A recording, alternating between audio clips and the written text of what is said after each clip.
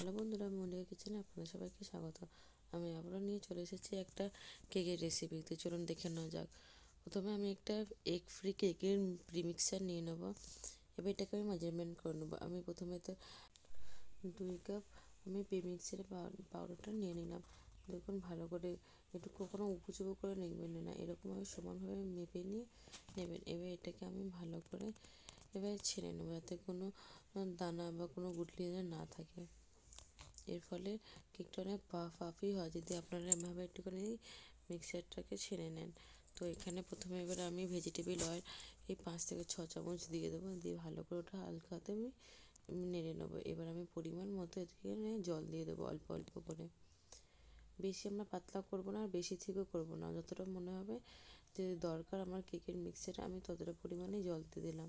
আপনারা চাইলে এখানে আপনি দুধও ব্যবহার করেন, কিন্তু প্রিমিক্সারে আপনি জল ব্যবহার করলেই ভালো হয়।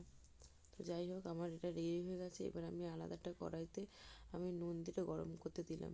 অপরদিকে আমি প্রিমিক্সারের কেকটা আমি এবার বাটিতে ভালো করে বাটিটাকে অয়েল গ্রিস করে ওর মধ্যে ঢেলে দিলাম।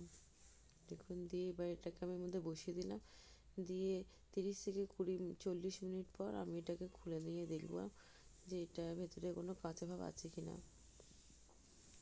এবার ওটাকে আমি সরিয়ে দিয়ে আমি একটা আলাদা একটা সসপ্যান নিয়ে ওর মধ্যে একটুখানি কর্নফ্লাওয়ার 1 চামচ দিয়ে দেবো। এটা তো আপনার ঠান্ডা জলে প্রথমে গুলে নেবেন। দেখুন, আমি 1 cup cornflour 1 cup powder sugar দিয়ে দিলাম। এবার আমরা এর মধ্যে চকলেট ফ্লেভারের আমরা এসেন্স দিয়ে দেবো, 3-4 ড্রপ দিলেই হবে। এবার আমরা এখানে কোকো পাউডার দিয়ে দিলাম। দিয়ে আমরা ভালো করে মিক্সারটা ভালো করে গুলে আমি গ্যাসটা অন করে দিলাম। ননস্টপ এটাকে মেশাতে হবে। যদি না মেশান তো এটা তলায় ধরে যায়, ঠিক হয়ে যায় বেশি পরিমাণে। তো দেখুন, এটা অনেকটা আমার হয়ে গেছে। এবার আমি কেকটাকে মোল্ড থেকে ডিমোল্ড করে দিলাম। দিয়ে আমি এটাকে 2টো স্লাইসে কেটে নিলাম। এরপরে আমরা এটাকে চিনির জলেতে আমরা একটু ড্যাব করে নেব। পুরোটা চিনির জলে সোপ করতে দিয়ে দিলাম, যাতে এটা ময়েশ্চারটা বজায় থাকে। এবার আমি আলাদা একটা পাত্রে আমি এটা হুইপ ক্রিম নিয়ে নেব। হুইপ ক্রিম আমরা এটা 2 কাপ পরিমাণের মতো নিয়ে নেব।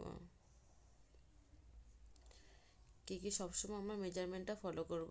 যদি মেজারমেন্টটা যদি ভালো না হয় তো ফির কেকটা ভালো আসে না। যাই হোক, এটা আমরা বিটারের সাহায্যে বিট করে নিলাম। এর মধ্যে আমি চিনি পাউডার আর ভ্যানিলা এক্সট্রাক্ট আমরা এর মধ্যে দিয়ে দেব। দিয়ে এটাকে আমরা আবারও বিট করতে থাকবো। প্রথমে এটা আমরা স্লো টু হাই করব। প্রথমে আমরা এটা হাই স্পিডে এটা বিট করব না।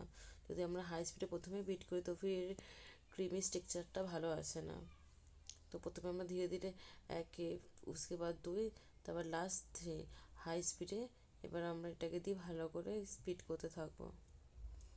দেখুন, এটাকে আমি হাই স্পিডে দিচ্ছি। দেখুন ক্রিমিটা কত ভালো সুন্দর ক্রিমি টেক্সচার এসে গেছে। দেখুন,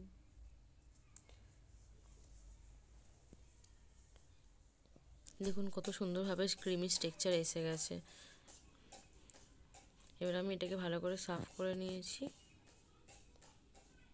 এবার আমি কেকটাকে উপর আইসিং করে নেব। আমার একটু তাড়া ছিল, সেই সময় ভিডিওটা আমি আর দিতে পারিনি, এটা বার্থডে কেকের ওটা অর্ডার ছিল। এবার আমি ওই চকলেট গানাশটা এর উপরে দিয়ে ভালো করে আমি এটাকে কোটিং করে নিচ্ছি। দেখুন, ভালো করে স্প্রেড করে নেব। এটা সিম্পলি করেছে, যেমন আগের দিনে যে বার্থডেটা দিয়েছিলাম না যে কেকটা, ওই সেম ডিজাইনেরই চেয়েছে, কিন্তু এটা চকলেট কেকের ওপরে চেয়েছে কাস্টমার। আমার সিম্পল জিনিসই পছন্দ ছিল। আমাকে বললো আগের দিন যেরকমভাবে করেছেন সেম ডেকোরেশনই থাকবে, শুধু ফ্লেভারটা জাস্ট চকলেট হবে। দেখুন, এরকম ধীরে ধীরে এটাকে ভালো করে স্প্রেড করে নেব আমরা।